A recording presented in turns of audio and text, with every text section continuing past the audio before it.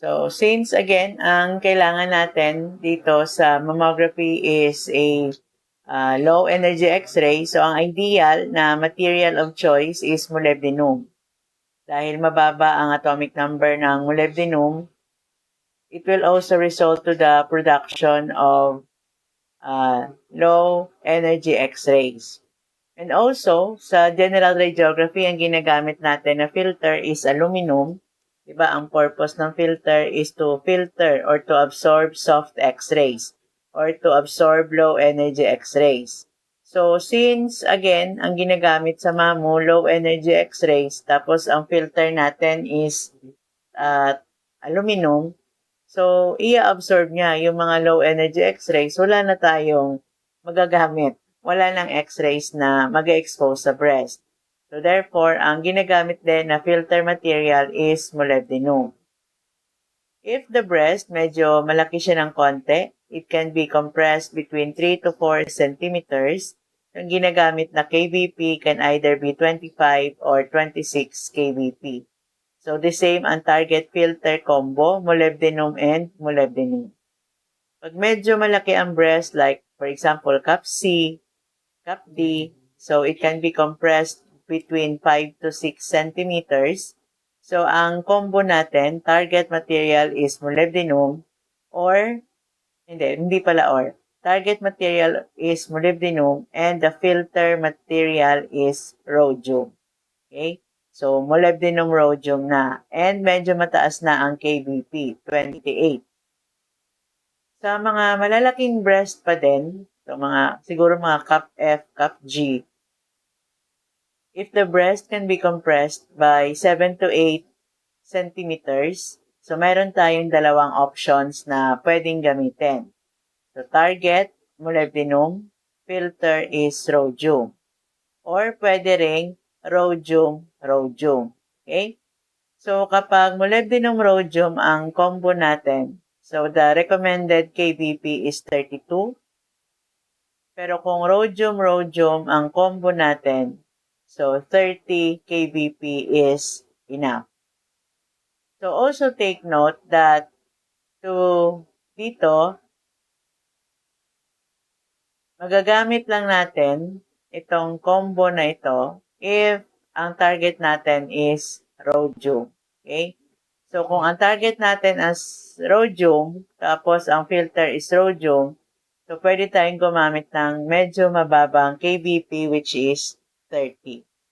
So, again, take note sa mammography, ang usual na kVp is between 23 to 28. So, common. Sa ibang book, 23 to 28. In this case nga, this is galing sa kay Busyong, so 24 to 28 ang normal. So, very seldom naman, especially dito sa Pilipinas, na nagkakaroon ng mga malalaking breast na normal. So, very seldom tayong gumagamit ng ganitong kVp and ito. So, the minimum kVp, yung pinakamababang recorded na kVp na ginamit was 19. And yung pinakamataas is 35 kVp. Okay? So, ito naman yung standard siya, common. Ito naman, pinaka-minimum, the lowest, and the highest. So, for the focal spot size, so, katulad ng general radiography natin, meron din tayong large and small focal spot size which ranges from 0.3 to 0.1 millimeters. So, normally, ang focal spot, dapat ang shape niya is circular, kaya lang mahirap siyang i-manufacture, therefore, it is expensive. So, the most common shape of the focal spot is rectangular ang available. So, to obtain the effective focal spot size, the anode is angulated at 26 degrees. Sa general radiography natin, what is the most common angulation of the anode?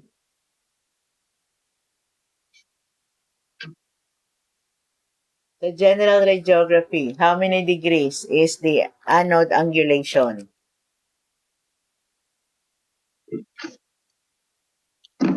Anyone?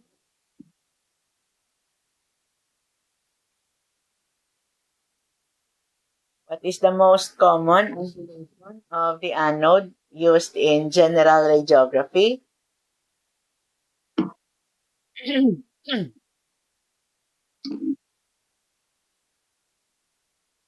Ano?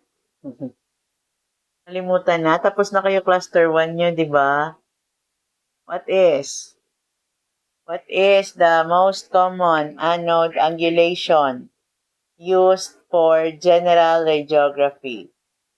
Ilang degrees?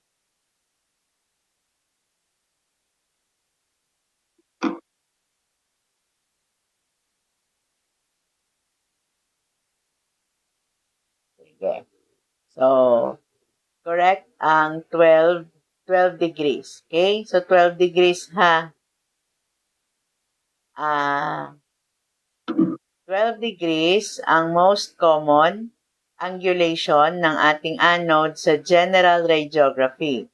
So, bakit 12 degrees? Because 12 degrees angulation of anode is enough. So, enough siya to cover a 14 by 17 field size at 40 inches SID. So, ang available na anode angulation sa general radiography ranges from 7 to 20 degrees. May ibang book na 8 to 20. So, sa atin, hindi natin kailangan ng 13, 14, 15, or 20 degrees dahil yung pinakamalaking field size naman natin na ginagamit sa general radiography is 14 by 17 lang. Tapos kapag nagta-tabletop tayo, ito yung pinakamalapit nating SID.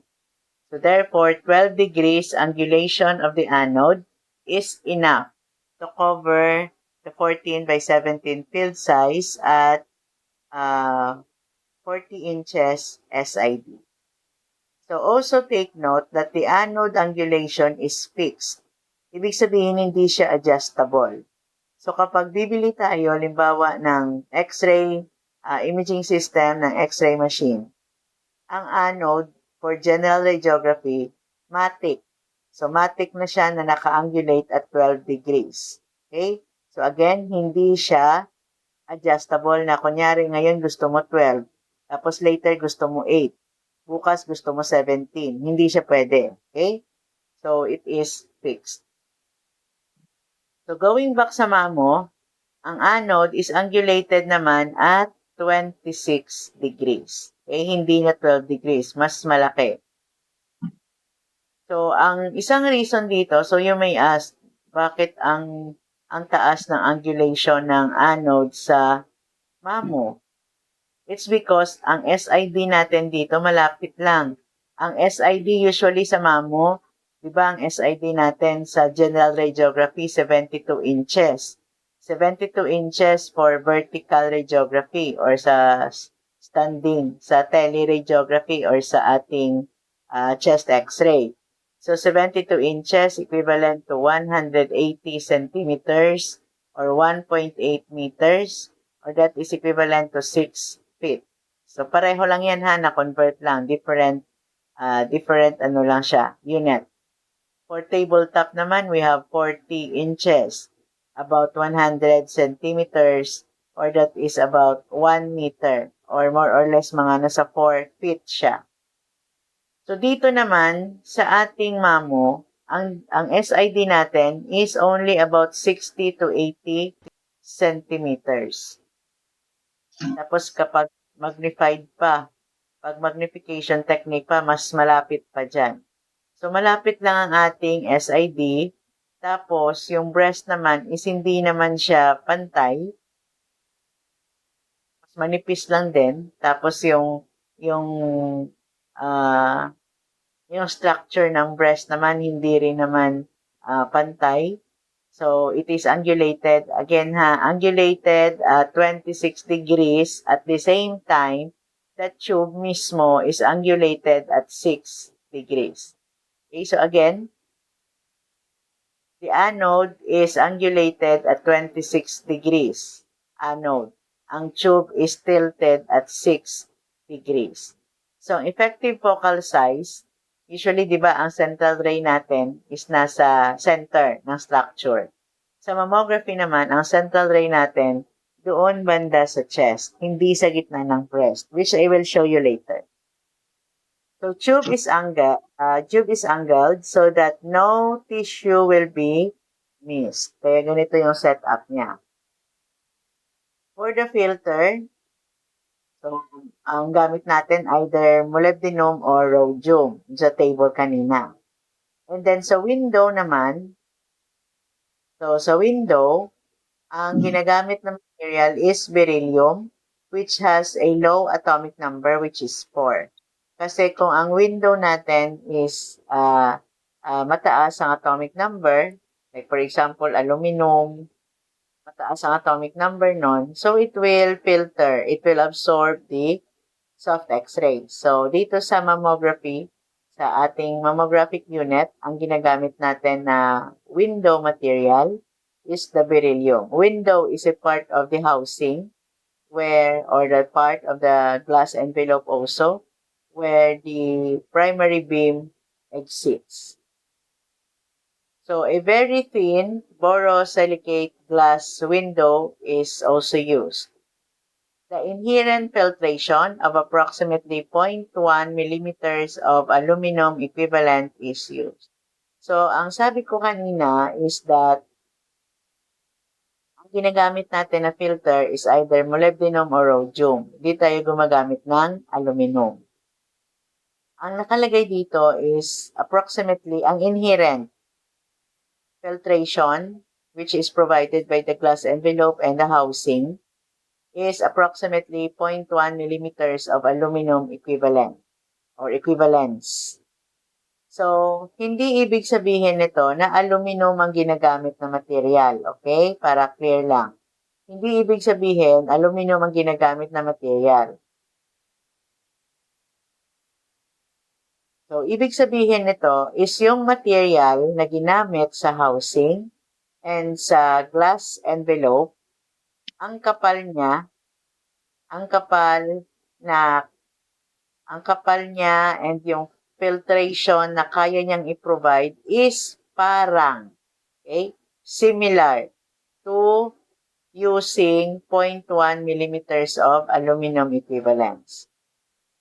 While the total filtration must not be less than 0.5 millimeters of aluminum equivalents. Okay? So, di ba sa ating general radiography, ang ating inherent filtration is 0.5 millimeters of aluminum. Aluminum equivalents din yan, ha? So, sa general radiography, this is provided by the housing in the glass envelope also. Tapos, meron tayong added, so depende sa amount of kVp na ginagamit. So, meron tayong added filtration wherein yung ginagamit natin is aluminum. Okay? So, dito, ang inherent natin is equivalent to 0.1 millimeters of aluminum equivalents. And ang total naman, so kung magdadagdag tayo, total filtration must not be less than 0.5 millimeters of aluminum equivalents. Kung ang gamit natin is molybdenum target, and ang kapares niya is molybdenum filtration, so this molybdenum filtration must be about 30 micrometers thick. Pero kung the filter is comprised of rhodium, it is recommended that it should be about 50 micrometers thick. So, kung ang target naman natin is rhodium, and ang filter natin is rhodium din, so recommended naman na thickness ng ating filter is 25 micrometers thick of rhodium. As mentioned ko kanina, ang rhodium ginagamit lang sa mga malalaking breast. Okay? Thicker, more dense breast. For SID, so malapit lang siya, 60 to 80 centimeters. Tapos, with the knowledge of the anode Hill effect, di ba sa anode Hill effect, mas marami ang intensity ng X-ray sa cathode side compared sa anode. So, meaning dapat ang makapal na areas ng structure, doon natin itatapat ang cathode. So, during mammography, the cathode is placed at the chest wall and the tube is tilted by 6 degrees. Okay? While the anode is at the nipple edge. Since manipis ang area na ito sa nipple area, dito naman nakatapat ang ating anode. So this is considered the best arrangement because the focal spot is made effectively smaller. So maliit ang focal spot natin dito and tissue at the chest wall is imaged or visualized. So earlier, I have also mentioned na kailangan naka-compress ang breast as much as possible, as thinner as possible, and as long as the patient can tolerate. So when immobilization of the breast is done, so kapag na-compress siya, kasi di ba kapag hindi na-compress ang breast, kapag humihinga, kapag nag-i-inhale, exhale ang babae, so gumagalaw din yung breast, sumasama. So with the compression, it will also immobilize the breast temporarily, therefore it will reduce motion blur. Also, another reason of compression is that it will provide as much as uniform thickness of the breast. Kasi di ba ang breast, hindi naman sabi ko kanina, hindi siya uniform ang thickness niya. Mas manipis siya sa dulo, sa nipple edge, mas makapal sa may chest wall banda. So when compressing, so it will provide uniform thickness, therefore uniform exposure will be done. So magkakaroon din tayo ng uniform density sa ating image.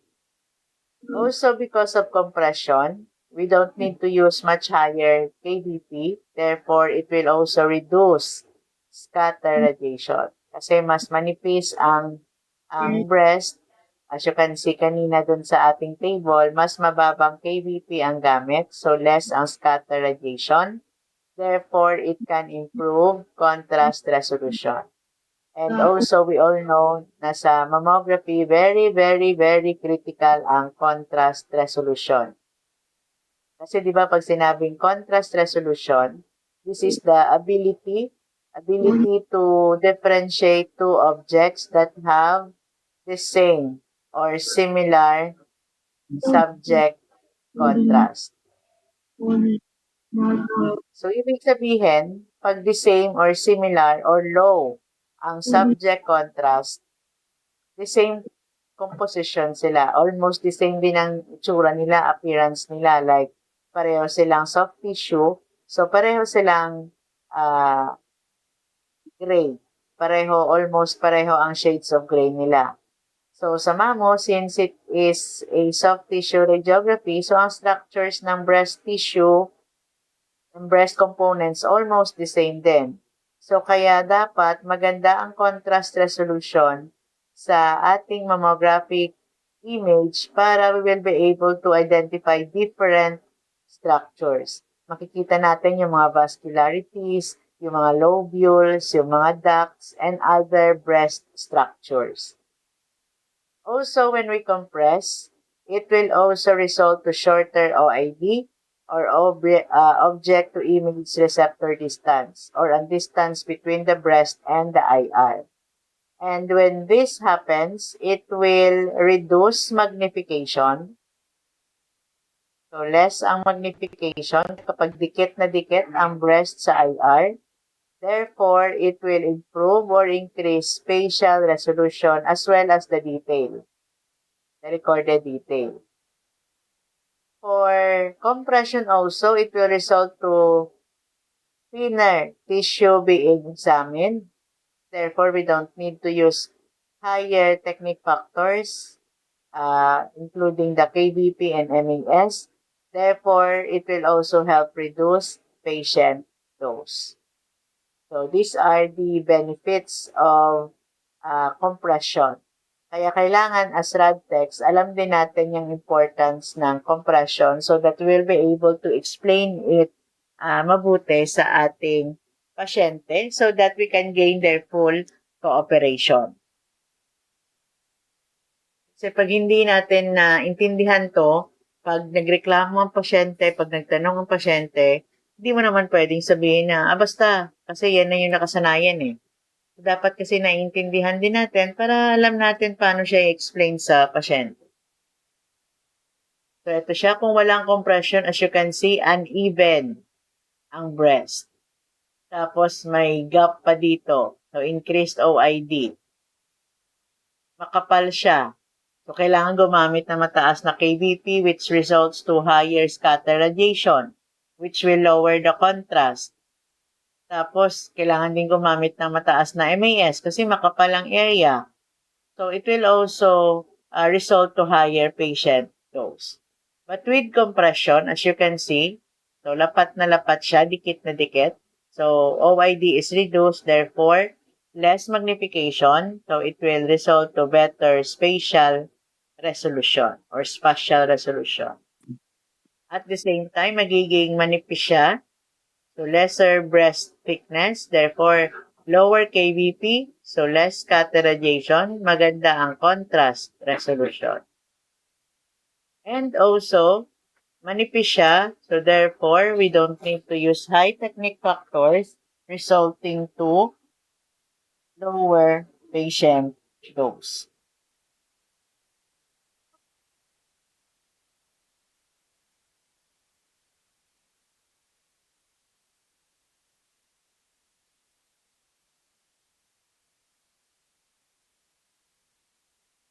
So, since ang breast tissue is makapal or thick, so it is a routine to use grids. But, of course, we already know that with the use of grid, it also entails using high technique factor, therefore, increasing patient dose. Pero kailangan kasi natin talaga because kailangan natin ng magandang contrast. So, since we are using low kVp, so kVp and contrast are inversely related. So, low kVp will increase the contrast. At the same time, dagdag pa ng paggamit ng grid, it will still improve contrast. So, ang ginagamit na grid is moving grid with a grid ratio of 4:1 or 5:1. And yung lines per centimeter is 40 lines per centimeter. So, kung iisipin natin, di ba, ang sabi ko is ang paggamit ng grid, nag-i-increase din ang patient dose kasi nga magtataas tayo ng technique factors.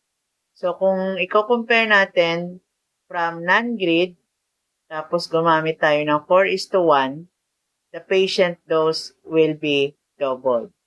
Kaya as much as possible, iniiwasan natin ang repeat exposures. Kaya kailangan din ng cooperation ng pasyente para take one lang, hindi pa ulit-ulit.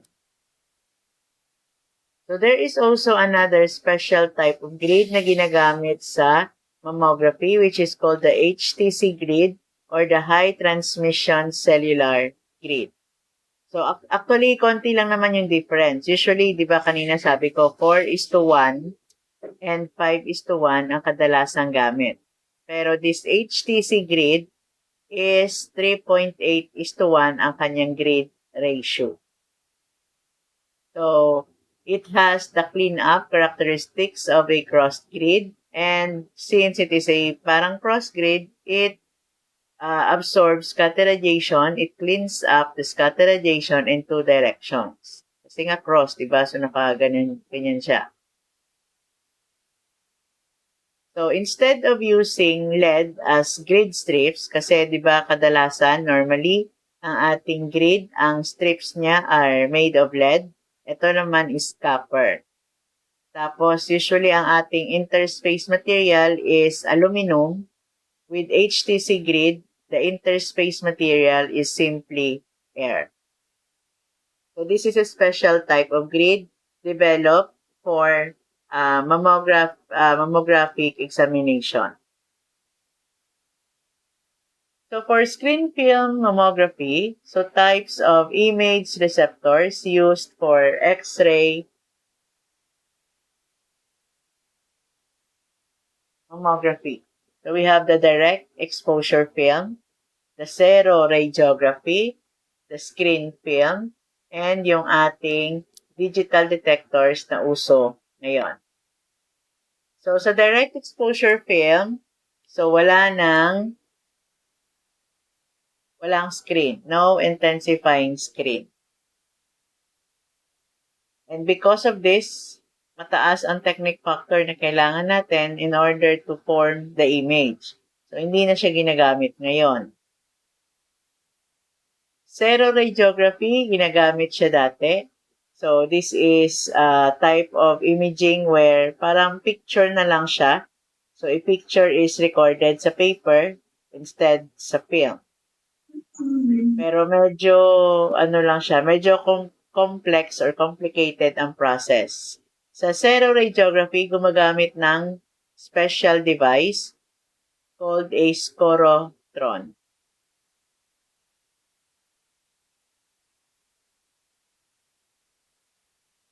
So, a scorotron is also called a corona grid because it produces corona current.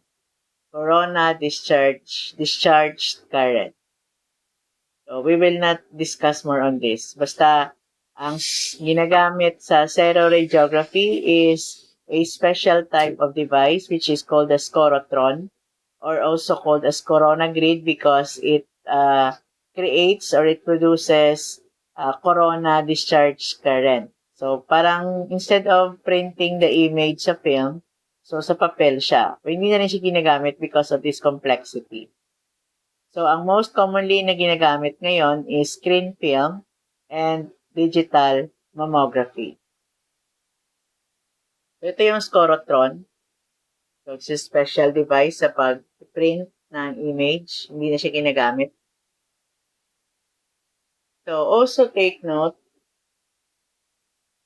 the emulsion surface of the film must always be next to the screen. Kasi ang gamit natin dito sa mammography is single emulsion. So, dapat kapag maglalagay tayo ng film sa ating cassette with screen, so since gumagamit tayo ng single emulsion film, so iisang IS lang din ang gamit na nakalagay sa cassette. Hindi yung katulad ng kadalasang ginagamit natin sa general radiography na dalawang IS din back to back. Ito isa lang din kasi isa lang ang emulsion.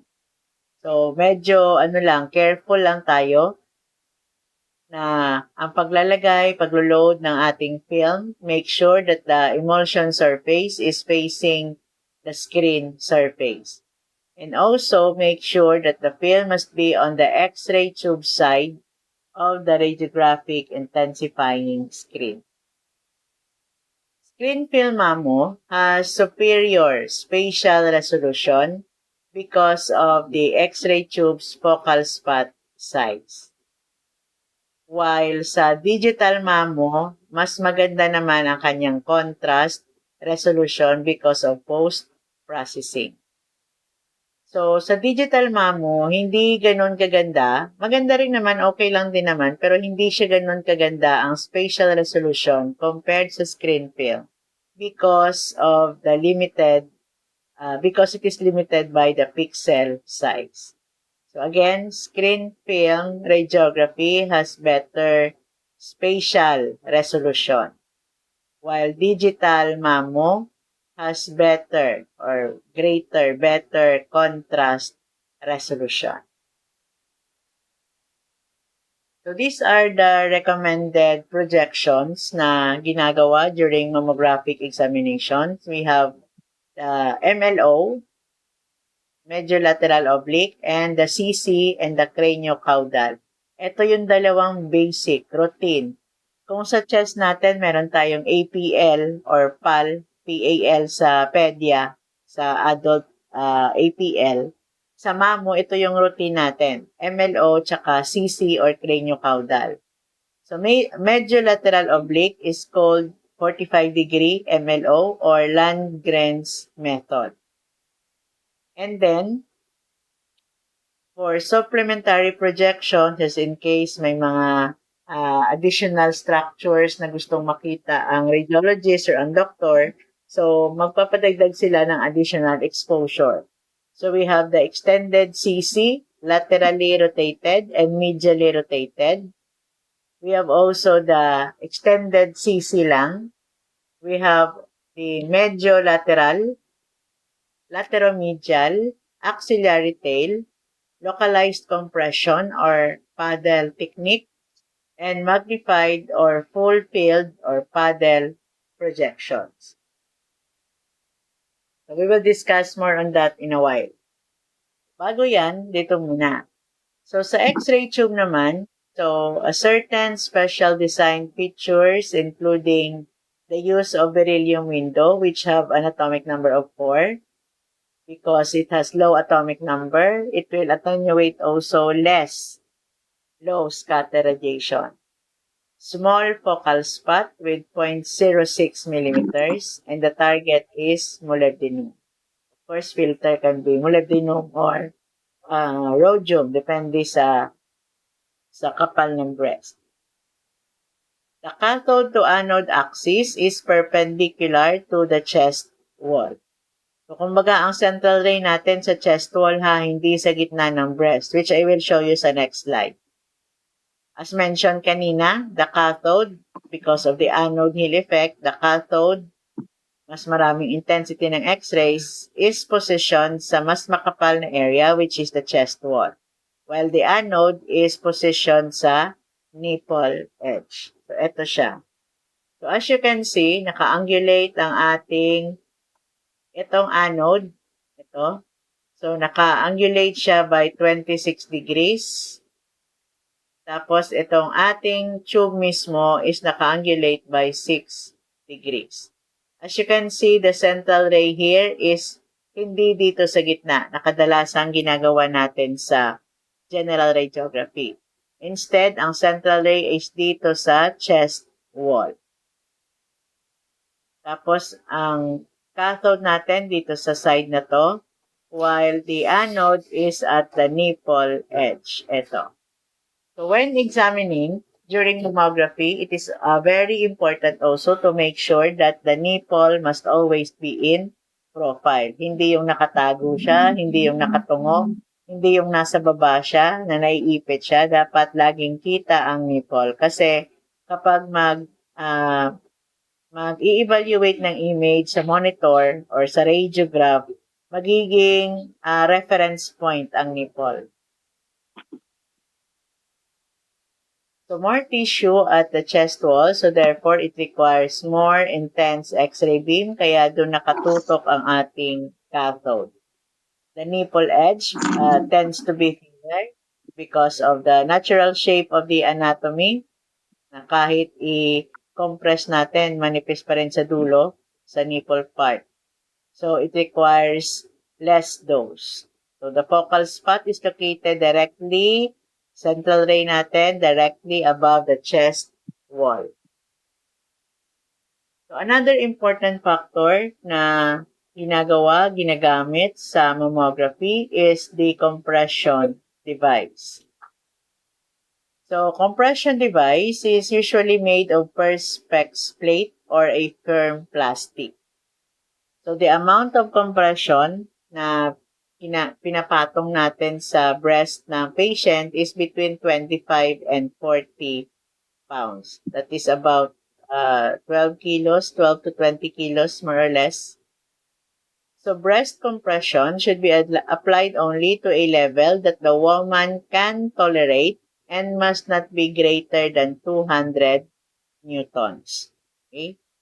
So, dapat, yun yung sabi ko kanina, full cooperation ng pasyente para kahit na well-compressed siya, so kaya siyang i-tolerate ng babae. Kasi pag hindi niya naintindihan, wala ka pang pinapatong, aray na siya ng aray, di ba?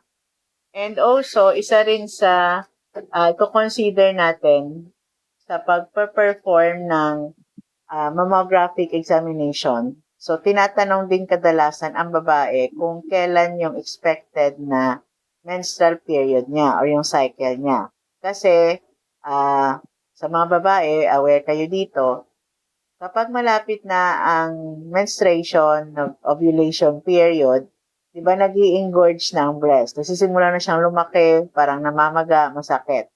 Lalo pa, masakit na nga kahit masagi lang, tapos i-compress pa, di mas masakit yon. So, kadalasan, pag hindi naman emergency, hindi siya ganun ka in need immediately. So, sineschedule siya sa other times na hindi nag-ovulate ang babae para hindi masakit sa breast kapag i-compress. Pero kung halimbawa, kailangan na talaga, hindi na ma-reschedule, tapos masakit yung breast ng babae, so, she is advised to take mga pain relievers. Okay? So, pain relievers para kahit pa paano matolerate niya yung sakit kapag nagko-compress. So, some equipment has automatic compression device available which can optimize the compression based on the characteristics of the individual breast. And this is to achieve uniform tautness. So, may mga mammographic units na may automatic compression available wherein automatic na detect niya kung hanggang kailan mag-i-stop sa pagko-compress regardless of the complaint of the patient. So, alam niya yon, malalaman ng device na yon kung okay na ang compression niya. And also, because of this, so it can ensure na uniform ang tautness. Parang walang lukot-lukot yung breast. Parang uniform ang pagkaka-stretch sa kanya, pagkaka-compress sa kanya. Ito yung itsura ng compression device. So, iba-iba din yung sizes niya. Made of perspex glass or firm plastic. It weighs about 25 to 40 pounds. Ito, nako-compress ang breast.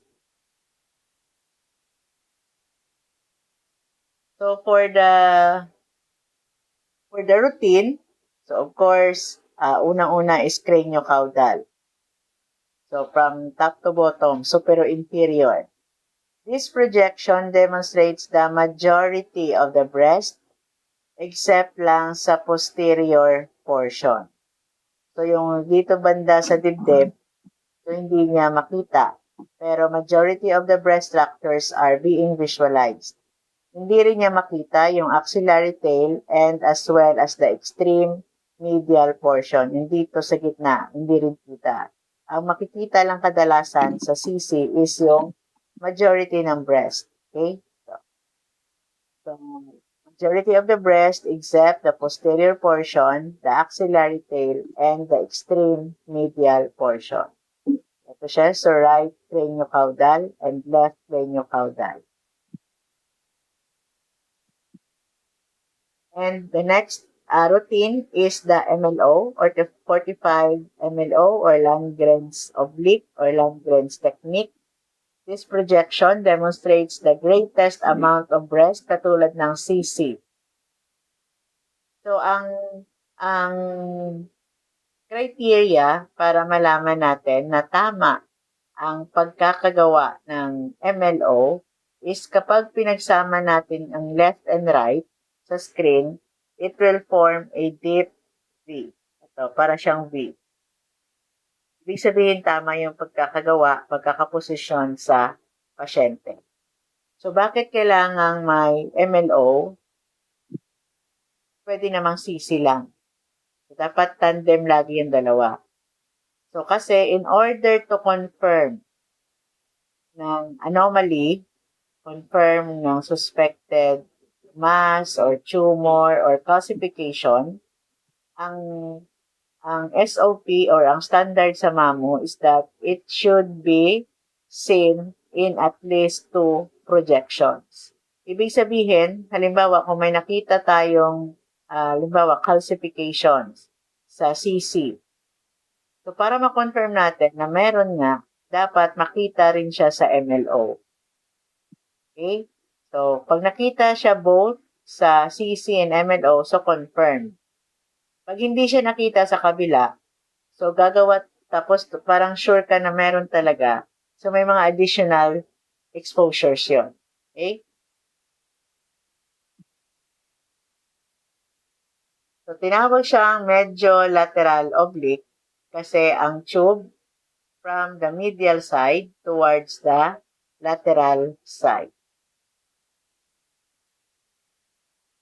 So, for the axilla, axillary tail, the glandular tissue, the pectoral muscle, and inframammary fold should be demonstrated. Pero yun nga, sa CC and sa MLO, hindi masyadong kita ang axilla, axillary tail, and yung sa posterior portion and sa medial portion, as well as the inframammary fold, yung sa baba ng breast. So, because of this, nagkakaroon tayo ng supplemental views. Pectoral muscle should be demonstrated to nipple level. So, from the chest area, the pectoral muscle natin, towards the nipple, dapat kita lahat yon. When both, as I have mentioned, when both mediolateral oblique projections are viewed together in a mirror image, they should be symmetrical, matching at the level of the pectoral muscle as a deep V and at the inferior border of the breast. So, katulad nito.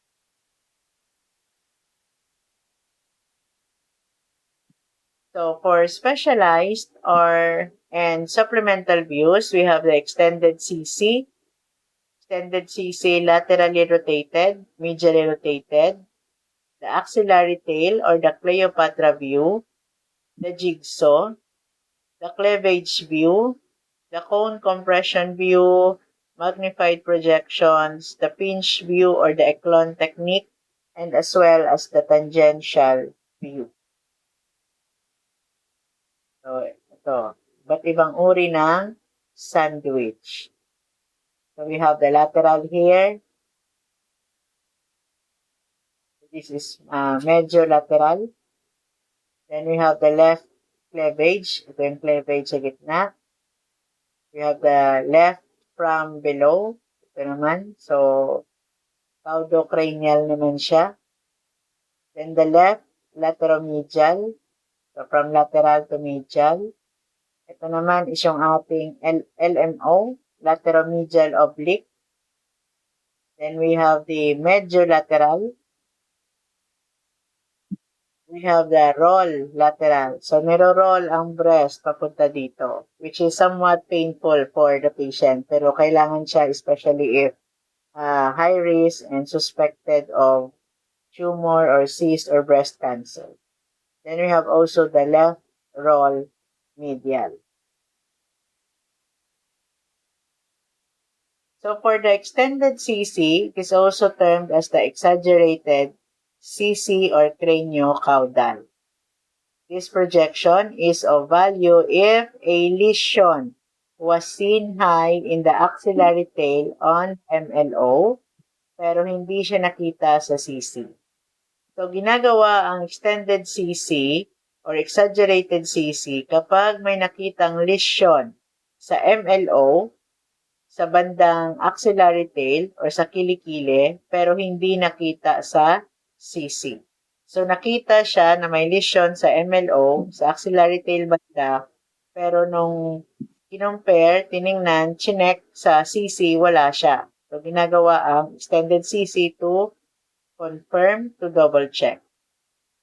So, extended CC demonstrates the axillary tail as well as the upper midline portion of the breast tissue. So, ito siya. So, central ray is perpendicular or 5 degrees, medyo lateral. So, usually, ginagawa rin siya with some body rotation. As you can see here sa patient natin, somewhat rotated siya. It will also include, ito yung portion, axillary area. Of course, may compression. Nipple must be in profile. And may marker dito sa axilla. So, in addition, we have this craniocaudal, extended, laterally rotated. Ito, tika luta na dali, ate.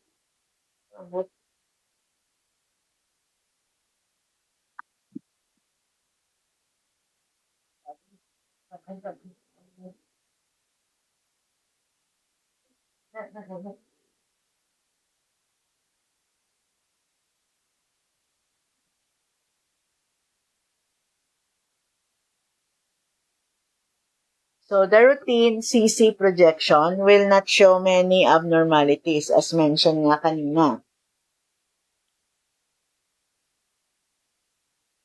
Hanap ko yung pen ko. Ako pen.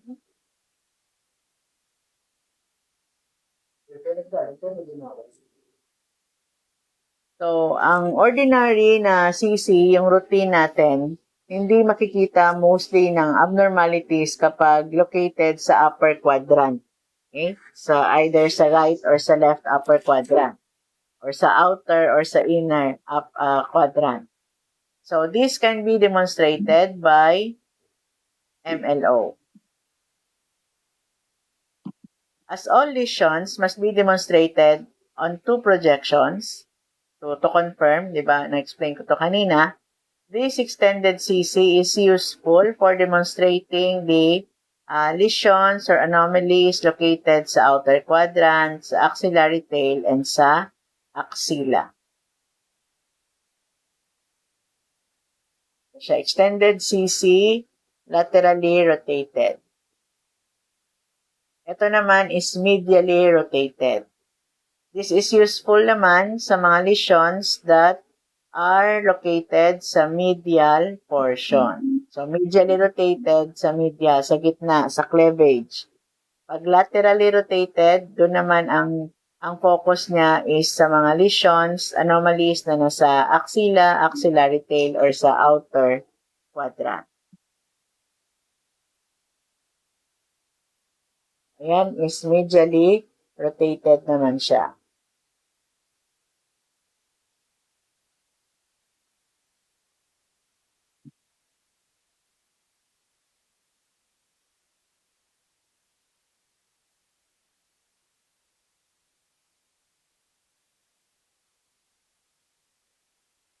So for lateral projections, so we are done with the extended CC, laterally rotated, and extended CC, medially rotated.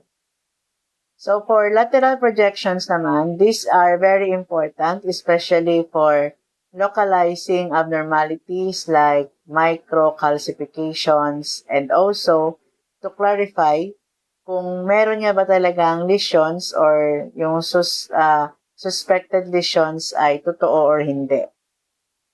Lateral images, of course, lateral siya, taken at 90 degrees to the CC.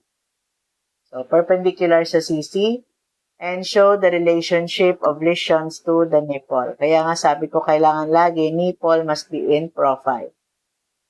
Both the MLO and the lateromedial projections can be taken. Pwedeng lateromedial, pwedeng mediolateral. Pero ang most common is mediolateral because although the axillary area is not shown dito sa ating mediolateral, more of the breast overall size is visualized. Kasi meron naman tayong mga special projections or views para dedicated sa axillary area. Kaya okay lang na hindi siya masyadong kita dito sa ating mediolateral. Kasi sa mediolateral, almost lahat ng breast or ng overall size ng breast ay kita, except nga dun sa axilla. So, ito ang mediolateral. So, enter sa medial part and exit sa lateral. So, more of the breast area is visualized. So, except lang dito sa axillary area. So, as I have mentioned, merong specialized view or examination for the axilla since kailangan nating tutukan naman talaga yung axillary area kasi nga, na-mention ko last time, dito madalas nagsisimula ang breast cancer because about 75% of the lymph fluid drains at the axillary area. Kaya kadalasan nga, diyan nagsisimula sa axillary area ang breast cancer. Kaya may mga dedicated tayo na views or projections para sa axillary area. And this is yung ating axillary tail or the Cleopatra view.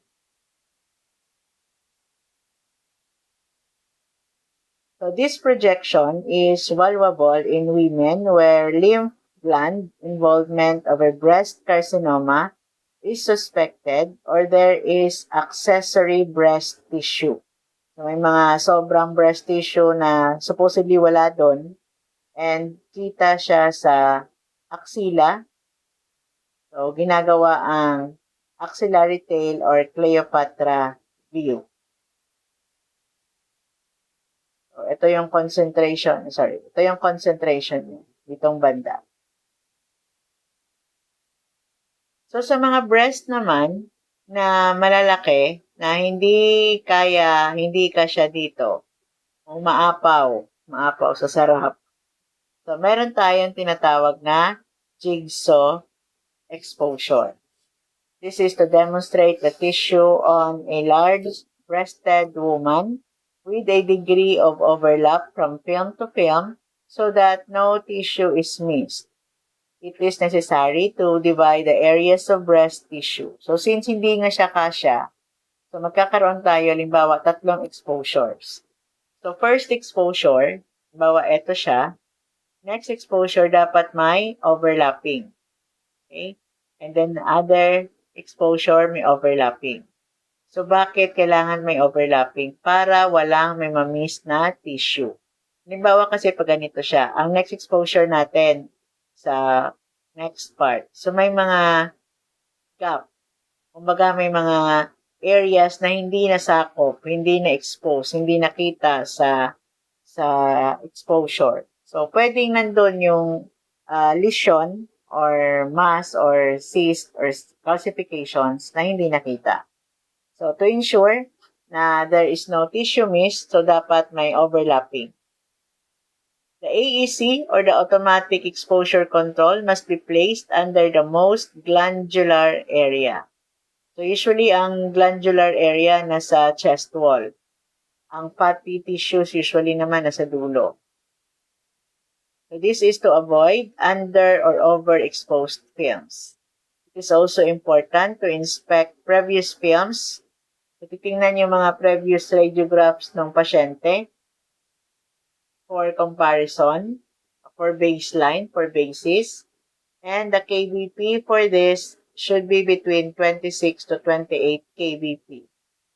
Tapos since malaki nga ang breast, kaya nga hindi siya nagkasya doon sa isang exposure lang, so gumagamit tayo ng rhodium filter, molybdenum target, or pwedeng rhodium target, rhodium filter.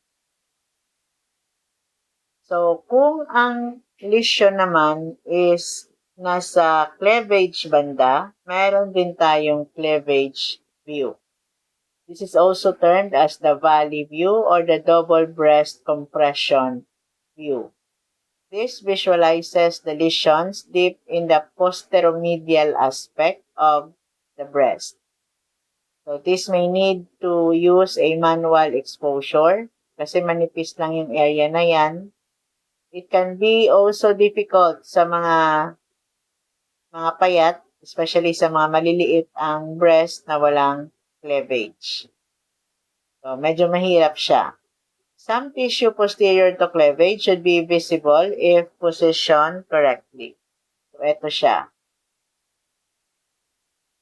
So, syempre, kapag walang cleavage, maliit ang breast, payat, kasi meron namang payat na malaki ang breast. So, maliit ang breast or payat, so, pwedeng mahirapan siya for this projection and masakit daw siya sa mga maliliit ang breast. So, sa likod, posteromedial, sa gitna. So, makikita yung mga lesions or anomaly. So, magiging ganito siya. So, dapat kita yung part na to. Kasi pag normal na CC, di ba, ito lang ang kita. Hindi masyadong kita dito sa gitna. So, another one, kapag ang breast naman may suspected na lesion on a specific part, so kailangan pag-aralan mabuti yung lesion na yon. So, ginagawa natin ang cone compression view or spot compression. So, this can be taken in any projection. So, pwede siyang CC, MLO, lateromedial, pwedeng extended CC, kasi ito naman is specific area lang. Katulad nito. Ayan. Hindi siya yung buong breast. So, specific lang. So, this allows better compression over a small area. Kasi cone compression nga. Separating overlying structures and therefore enhancing image detail.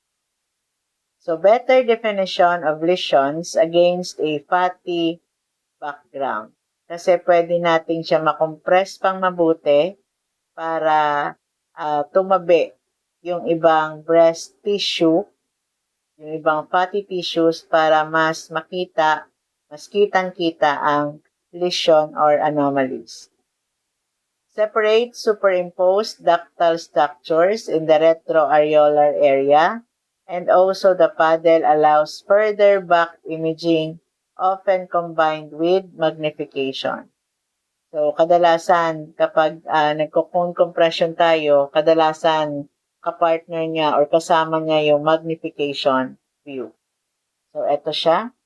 So, specific area lang. So, katulad nito, halimbawa, kung normal compression, so, andito yung lesion. So, malayo siya sa IR natin. So, hindi siya masyadong kita. Pero pag cone compression, so ganitong gagawin. So, mas magiging malapit siya sa ating IR. So, it will provide us a better image detail. So, we can also efficiently assess the anomaly, the calcification, the lesion, the cyst, the mass. So, for magnified projections naman, kung may mga nakikitang mas maliit na calcifications, kailangan i-evaluate further. So, ginagawa natin ng magnified projections.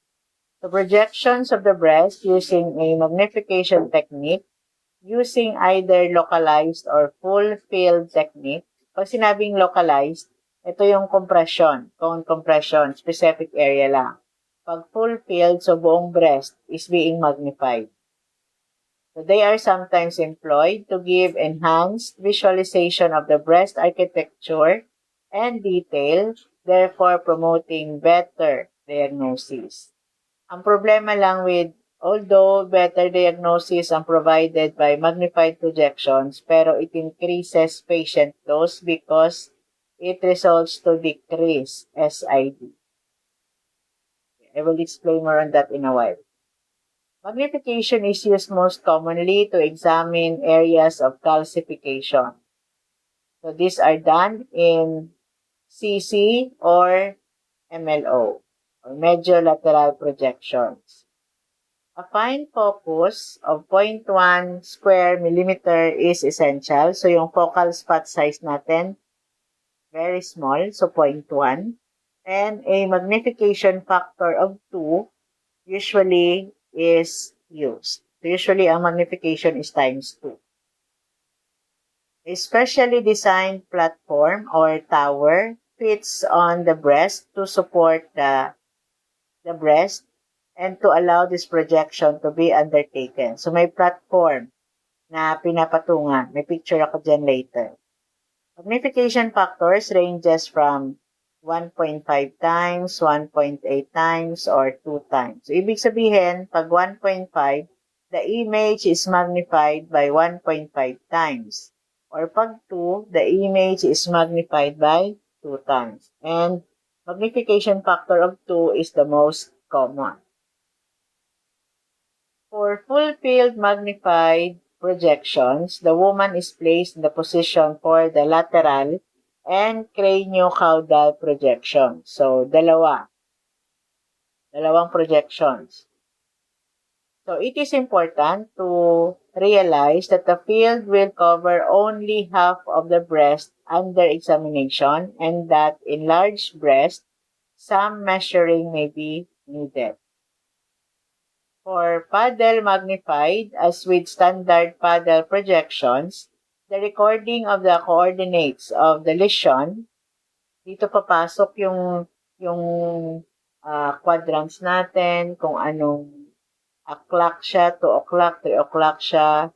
So, dito papasok para mas maging specific, maging accurate ang diagnosis and also the localization of the lesion. So, this is essential to accurately center the lesion under the paddle. In magnified projections, the use of a fine focus, yun nga kanina yung ating 0.1 mm squared, will lengthen the exposure time greatly. So, ang problema naman dito sa magnified, aside sa lower SID siya, instead na 60 to 80, mas malapit siya, the use of fine focus will result to, di ba, better resolution. The smaller the focal spot size, the better the resolution. Pero, it requires medyo mahabang exposure time. So, increase talaga ang patient dose, double kill.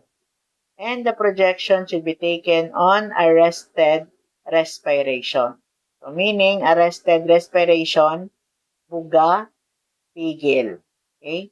Labas ang hangin, pigil. Exhale. Para, syempre, exhale para manipis ang area. Tapos, tapos para lapat na lapat yung breast sa IR. Ito siya, may specialized platform. So, nagiging mas malapit ang breast sa tube. So, decreased ang SID. Therefore, magkakaroon ng magnification. And also, increased ang OID. So, magnification pa din. Okay? So, increased also the patient dose dahil decreased SID, malapit siya. And another one with the use of very fine, small focal spot size. It requires longer exposure times. Another increased in patient dose. So, ito siya. So, may platform. So, para ma-magnify siya. So, meron ding mga challenges encountered yung mga RadTech, mga mammographers, especially sa mga patients with breast implants. So, ang ginagawa ng RadTech is, syempre, madiskarte tayo. So, nag-a-apply tayo ng Eklon technique or yung ating tinatawag na pinch technique.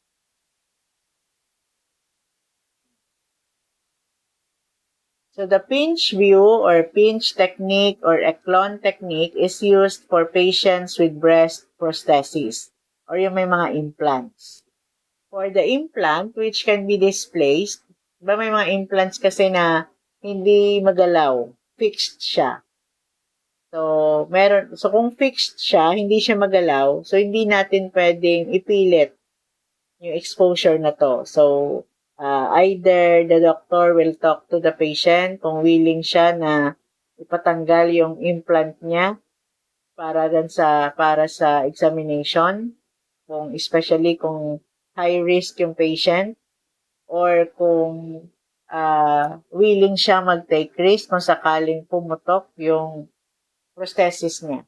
So, kailangan, kapag ang pasyente kasi may breast implant or breast prosthesis, kailangan pag-usapan mabuti ito because there are complications na pwedeng mangyari, especially kapag pumutok yung like silicone or other materials na ginamit during this technique.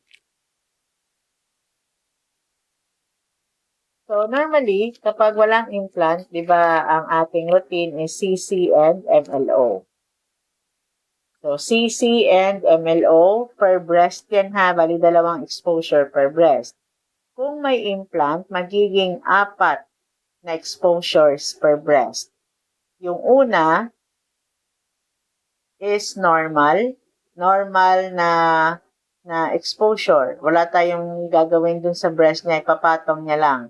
So, hindi natin mako-compress ng mas manipis kasi nga baka pumutok. So, yun yung una.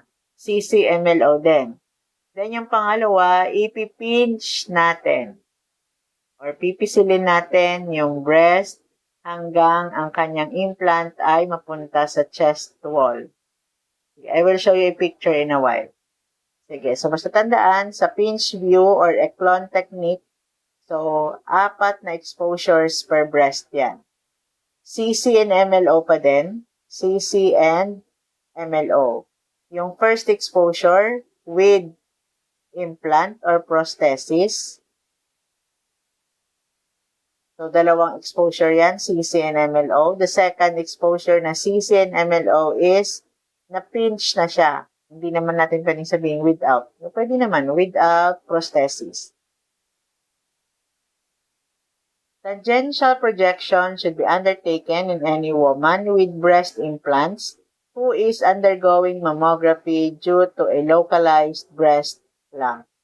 So kung halimbawa yung pasyente may breast implant pero nag-undergo na siya ng mammography dahil merong suspected na breast lump sa isang part ng breast niya, localized breast lump. So, pwedeng tangential projection ang gawin.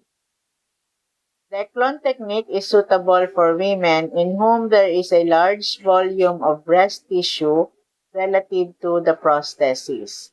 The implant is displaced or pinched to the back of the breast so that only the breast tissue is compressed and imaged. Parang ganito siya. So, first exposure, so with prosthesis yan. Ito. So, CC and MLO din. Second exposure, so ipipin siya para yung implant mapunta dito sa likod, sa posterior portion, compress, then CC, MLO. So, bali 4 na exposure per breast. Parang ganito. So, ito yung implant niya, yung green. Then, after ma-pinch, so, andito na siya sa likod. So, compress the breast, then CC, MLO.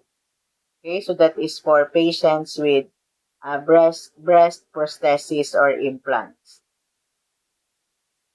Another one is tangential view. So, this is naman for superficial lesions that are close to the skin with the least amount of overlying tissue to allow better margin differentiation. Para sa tandaan, tangential for superficial lesions.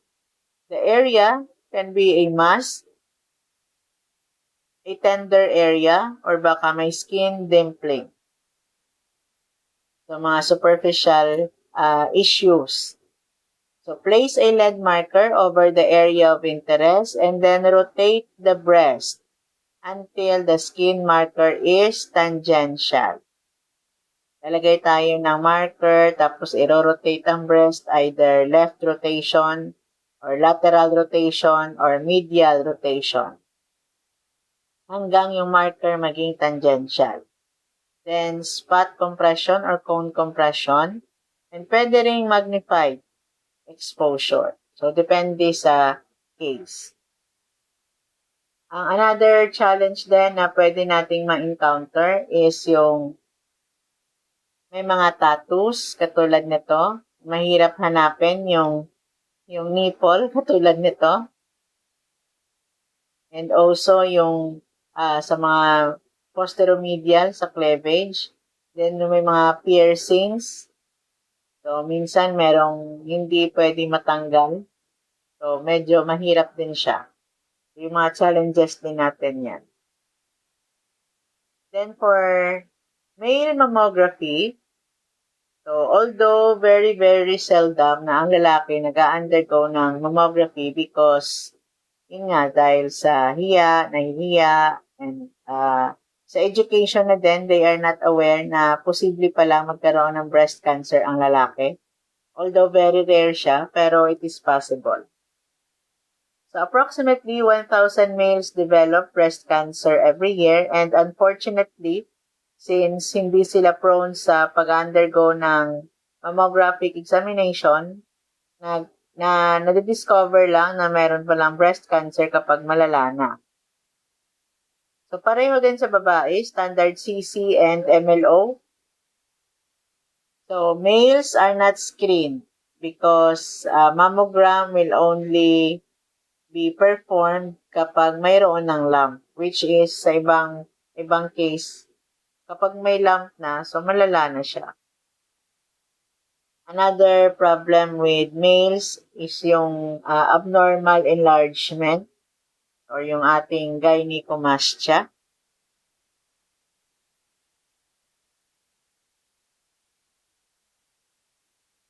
Then so yan yung mga projections, views for breast. So for the QA/QC, so ang team ng Mammo QA/QC is comprised of the radiologist, the medical physicist, and the mammographers. So yung pinaka hands-on sa kanilang tatlo is the mammographers. So tayo laging nakikipag communicate, comes in contact with the patient directly. So tayo rin gumagawa ng mga QA/QC tests sa mga equipment natin for mammographic examinations. Araw-araw yan kasi kailangan laging in good condition yung machines natin. While the medical physicist, so usually nandyan lang sila mag-inspect ng machine natin once a year or twice a year lang. So like a boss yan. So ang radiologist, syempre alam na natin kung ano yung mga trabaho nila. So nagbabasa, they are also responsible for planning. Tapos tayong mammographers, tayong rad techs ang nag-execute ng plan. So sa follow-up din, tayong unang-unang nakikipag-usap sa pasyente tapos i-relay natin sa radiologist. So basically yung mga tawag dito, yung mga QA/QC tests for mammo, so RadTech ang gumagawa. Except for mga calibration kasi ang calibration naman is trabaho naman siya ng physicist. Okay, so let's have a break. So, short break. And then, later, so we will have parang Q&A lang din about sa mammo. So, let's have a break muna.